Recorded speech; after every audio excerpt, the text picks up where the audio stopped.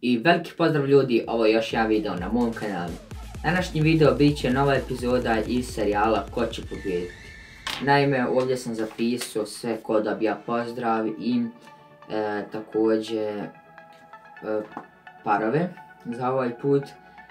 Naime, pozdrav dobijaju svi oni koji me zaprate na Instagram stranici i Instagram profilu. Instagram profil luka.balaba02, a Instagram stranica balu_FP.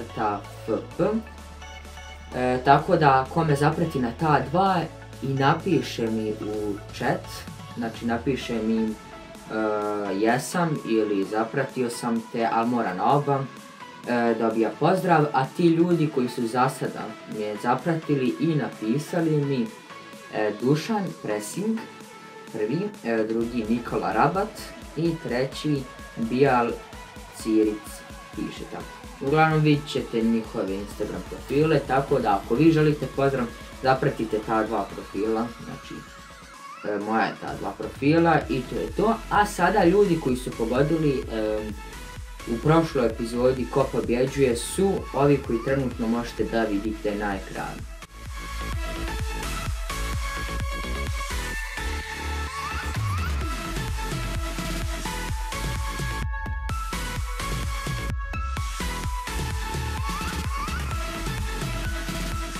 Znači svaka čast za njih, pogodili su, bilo ih je kao što ste mogli da vidite nekih 10-ak.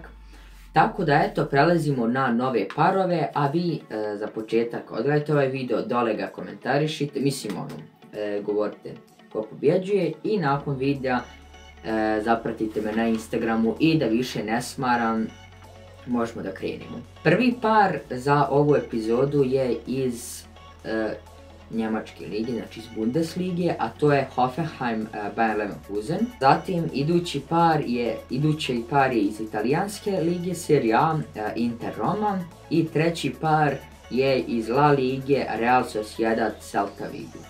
Znači znam da su malo retardirani parovi, sem Inter Rome, da uglavnom su manje poznati klubovi. Mislim, poznati su oni, ali manje jaki klubovi.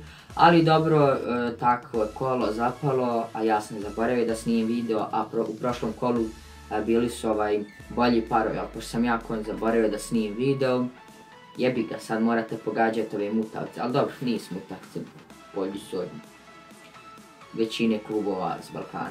Svejedno, to je bilo to što se tiče ovog videa, nadam se da vam se video svidio, ostavite like, subscribe, obavezno zapratite me na Instagramu, jer tako imate priliku da dobijete pozdrav. Šerujte ovaj video kako bi što više vaših drugara učestvovalo u ovom serijalu Ko će pobijediti. Tako da, i isto da kažem da mi pišete dobro dole u komentare ako ste zaboravili, znači ako ste zaboravili kako se piše, ili pogledajte prvi video ili sačekajte malo da vam objasnim. Znači, 1 tačka pa ili 1 crtica pa napišete ako domaćin pobjeđuje kec, ako gost pobjeđuje 2 ili ako je neriješeno x.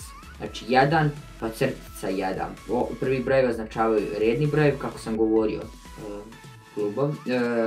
parove, a drugi broj označava znači 1 za domaćina, 2 za gosta, x za neriješeno. I eto, da ne smaram više, odužio sam malo više ovaj video treba da bude kratak. Tako da eto, mi se vidimo u idućem videu. Pozdrav!